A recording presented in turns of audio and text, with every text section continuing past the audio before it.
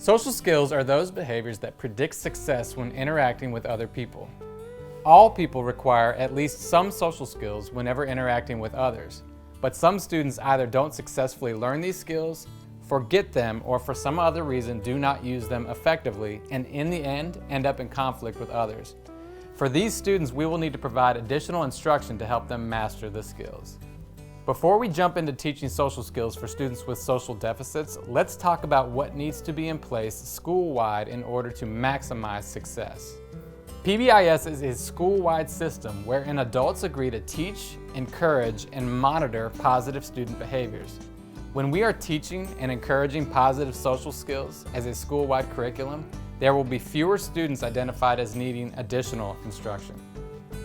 In addition, school-wide encouragement will be critical in helping struggling students successfully integrate back into social situations after attending social skills groups. The Social Skills Implementation Checklist provides a list of the key steps necessary to ensuring that social skills are taught school-wide as part of Tier 1 instruction. In a system of PBIS, you can use this to check yourself before you start instruction. Before we get to instruction, there are some key plans that must be considered ahead of students arriving. We'll divide these into 4 sections of consideration: planning, generalization, management, and instruction.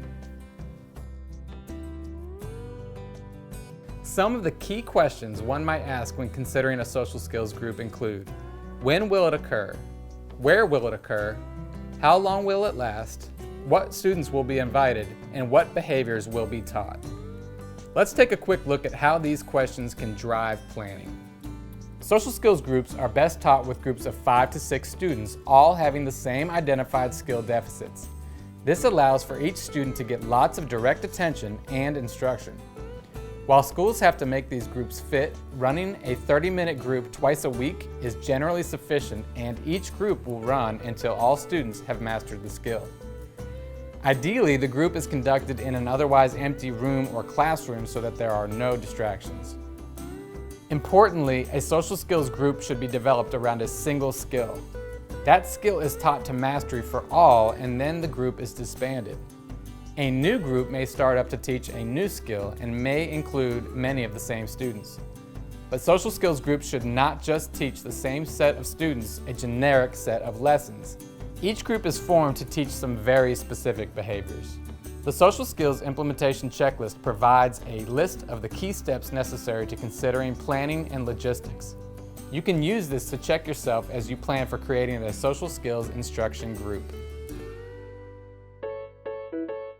One thing that is very clear from the research: if we don't take steps to help these skills generalize to real-world situations when we're not there to remind them, there's a good chance it will not happen. Because students have had lots of practice doing it the wrong way, it will take extra effort on our part to make that change. There are a few things we can do to make generalization more likely. In planning for instruction, the group teacher should visit the teacher of all students who will be in attendance and get a set of examples of times in which the students had problems with the key social skill. These realistic examples will be the best teaching examples to use during instruction. Next, when considering what the appropriate social skills should be, look at successful students in the environment and consider their behaviors as a guide. But teach a range of possible skill variations in consideration of a range of real-world situations. When using role play and engaging students during instruction, find ways to make the situation as natural as possible by using natural sounds and enlisting others to help make conditions seem authentic. Finally, find ways to set students up for success in the natural environment and be ready to have others there to provide natural reinforcement for this success. The Social Skills Implementation Checklist provides a list of the key steps necessary to facilitate generalization of learned skills into natural settings. You can use this to check yourself before you start instruction. Whenever we take students that have a history of poor social interactions and put them all together in one group, we're smart to think ahead to behavior management strategies. While effective and engaging instruction will take care of the lion's share of management, some specific steps are recommended to facilitate success.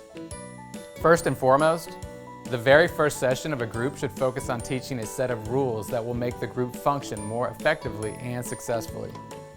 Every teacher should consider the students in group and develop age-appropriate rules to be taught as an introduction. Okay, so the first of those rules is called listen. I know you know what listen is. I'm just going to give you a quick definition. I know someone's listening to me like you are right now because you're looking at me and you're not talking. That's the rule for listen. Everybody knows what listening is, right? Mm-hmm. Okay.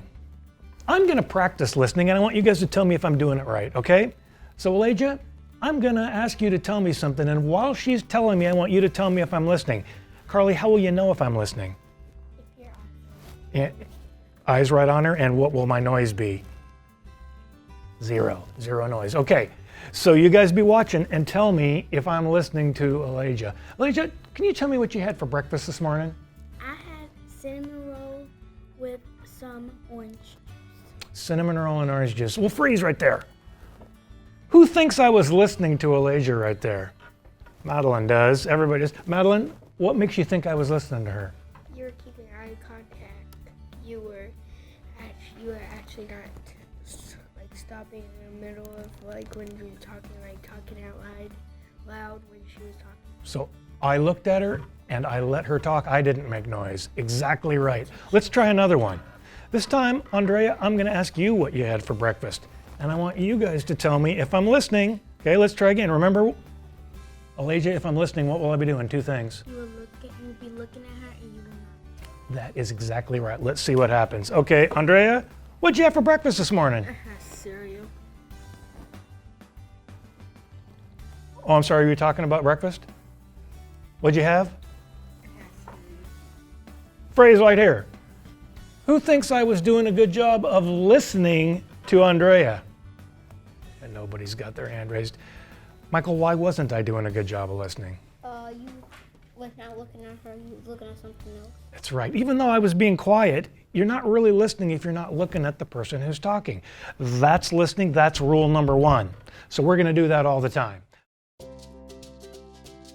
An important key to behavior management is the use of positive verbal acknowledgement. Points can also be used, if needed, to get more challenging students interested, but the points can be awarded to the group and can generally be faded once students get interested in the group activities. You know, after we talked about listening, one thing I've noticed is that every one of you is listening. No matter who talks, I notice everybody here looking right at that person and they're not talking. Great listening. In fact, I think I'm going to give a point to the whole group for this one. Boom. Group point. All right. Great job, guys. Let's move on. Finally, don't forget to continue to focus on the positive more than the negative. Even with older students, loudly complimenting an on-task student is a great positive way to get the off-task student back on. The only reason for behavior management is to make students more successful during instruction. The Social Skills Implementation Checklist provides a list of the key steps necessary to planning and implementing behavior management. You can use this to check your plans before you start instruction. There is no difference between the foundations of effective instruction for any academic skill and teaching social skills. In all cases, high leverage instruction should follow an I do, we do, you do format. As a first consideration, introduce all new skills as solutions to problems for the student, not as something you want. Make them understand that bad things sometimes happen to them because of their behavior, and the purpose of the group is to learn some better ways. So let's practice one. I'll practice and let you guys tell me what you think. So, Andrea, I'll take my pen. Let's say that we're all sitting at a table and we're supposed to be working, but Andrea's tapping me on the arm like this, and she's bugging me. And what if I do this? Knock it off, jerk! Who do you think's gonna get in trouble? You. Yeah. I let her get me in trouble because I screamed and yelled when something happened. If I didn't want to be the one that got in trouble there, what would be a good thing for me to try doing? Can you think of one? Tell the teacher. Yeah, I could tell the teacher, or I could get up and move away, or I could do a lot of different things. Telling the teacher's a really good one. But I don't want to be the one that gets in trouble, so I need to find a way to not let her get me in trouble. Does that make sense for you guys? Yes. Much sense. Good. Okay, let's move on and practice some more. Notice that the teacher created a situation in which the skill is in the best interest of the students, calling those who use the right skill the winners. While the teacher is asking the students for suggestions, he has a range of possible solutions in mind and will offer them as students run out of ideas. Next, the teacher models the skills, talking through the steps and making sure students attend to the key features. Students are kept engaged by the teacher asking questions and giving them things to consider. I'm going to do another practice where I try one and you tell me what you think about this, okay? So here's the situation. What if we were all sitting together and Carly called me a name? It was rude. Called me a rude name. And I know Carly wouldn't really do that, but what if she did? What I want to make sure of is that I don't get in trouble. How will I make sure that I'm doing it the right way? How will you know if I'm doing it the right way, Michael? Because you're the one that didn't get in trouble. Because I'm the one that didn't get in trouble. That's how we know. Exactly right. That's what we're looking for. So, let's say that we're sitting here and Carly calls me a name, and I want to handle it in a way where I am doing it the right way. So, let's say that Carly right now calls me a name and I do this. Stop right there. What do you guys think? Do you think I did that the right way? You don't think so? Yeah. Carly thinks I did. How do you know I did it the right way, Carly? Because you didn't get in trouble. Because I didn't get in trouble. So I didn't let Carly get me in trouble. I knew that she did something that was wrong, and if I would have done the wrong thing, I'd get in trouble. But I did the right thing. I think it's pretty much time for you guys to try practicing some of this. You guys ready? Mm-hmm. Okay. The teacher made sure that the students were focused on the key features before and during the model. Next, the teacher models the skills, talking through the steps and making sure students attend to the key features. Students are kept engaged by the teacher asking questions and giving them things to consider. The teacher made sure that the students were focused on the key features before and during the model. Further, the teacher engaged the students by involving them in the demonstration and asking them to judge the outcome. Before moving on with the role plays, the teacher must make sure that every student was able to watch an example and answer correctly, indicating that they understand what to do. The next step is to allow the student an opportunity to do their own modeling of the skill. Again, this only happens after the teacher is certain that his or her modeling was effective for all. Because role plays do not involve all students, the teacher should set all students up to have jobs during each role play. Okay, I'm going to let one of you practice. Let's start with Andrea. I'm going to do something, pretend, but something that might make Andrea mad, and we're going to see if she can handle it well. Because I know she can. We've been talking about how to do it. While she's doing that, though, I need you guys to do some things, to be judges. Carly, your job while Andrea's doing this is to tell us what you think I did that made her mad. All right? You can do that. Michael, your job is to tell us what she looked like. If she looked like she was mad or not mad, okay? You guys are a team. Your job is to tell us, do you think she did it right? How would you know she did it right? She wouldn't get in trouble. Right. The one who doesn't get in trouble is the one who's doing it right. So we're going to be looking to see that. So here's what we'll do. You guys be ready to be judges. Andrea and I are going to stand up now and act this out, and you guys can watch and see what you think, okay? Let's give it a try, Andrea. Remember that each role play is selected specifically for an individual student because it was really a problem for him or her in the past. It's important to remind students that their job is to always show the right way. Only the teacher shows the wrong way. Okay, let's practice one. I'm going to let one of you guys practice. Let's see. I think Andrea is going to do the first one. Andrea, you and I come up here. So here's the setup. I'm going to do something that I think might make Andrea mad. Let's pretend. Pretend like I'm a boy in your class who kind of makes people mad sometimes. You know, so this is a chair you always sit in with your friends. And while you're getting ready to sit in it, I'm going to jump in front of you and take it away from you. Would that make you mad? Yes. Yeah, I think it would. It'd make me mad too. If you yelled at that boy, or if you grabbed him and pulled on him, who do you think would get in trouble? Me. Yeah. So I want you to think, what are you going to do that would make it so you didn't get in trouble? So that you'd be the winner of this. Think about that. So remember your jobs? Each of you has something to think about here. All right, let's come over here like we're both walking in. And when I say go, we'll get going. When I say freeze, we'll stop and let's see what happens. All right, here we come into the room, go. Nope, I'm sitting here.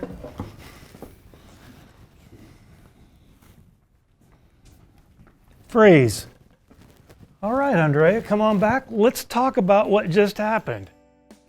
If the teacher is not confident in the student's ability to be successful, it is okay to do a practice with prompts before doing the role play alone. Going back to the group for discussion keeps everyone engaged in the feedback. Okay, let's think about what we just saw from Andrea. Let's talk to our judges first. Carly, what did I do that made her mad? Got right in front of her, took her chair. That would make somebody mad. That was pretty rude. Michael, was there anything about her that made you know she was mad? The look on her face. Yeah, the look on her face. It's because you would be mad. You'd have that mad look if that happened to you. You guys were the judge team. What do you guys think? Did she do it right? Yes, because she didn't get in trouble. She didn't get in trouble. How did she not get in trouble? What did she do to make sure she didn't get in trouble? She went to tell the teacher. So if anybody was going to get in trouble, who would it probably be? You. Yeah. It might not be me, but here's what's important. It isn't going to be Andrea. She knew that I was doing something to make her mad, and she didn't let me do that to her. She's the winner. She didn't let me control her. That was a great job. Good job, Andrea. I'm going to give a whole group point for that because that was so good. And let's try another one. The teacher will continue to do role plays with all students until he or she believes that all students are fluent with the skill. At this point, it's time to pull out some novel role plays, again, selected specifically for each individual student. But they've not talked about this situation before and won't get prompts, so it's a test of mastery. Once all the students have mastered the skill, the teacher asks the rest of the teachers that they be on the lookout for students to use these behaviors. To help this, the teachers and other adults plot strategies to trick or trap the students into having success, maybe using a subtle prompt. Then, when the student responds correctly, they are lavished with praise for their independent success. This is the first step of facilitating authentic independence. As the students achieve mastery, the group is disbanded and a new group can be developed for students needing instruction on another social skill. The Social Skills Implementation Checklist provides a list of the key steps necessary to providing effective social skills instruction. You can use this to check your plans before and during your instruction. For more information, visit us at cybers.com.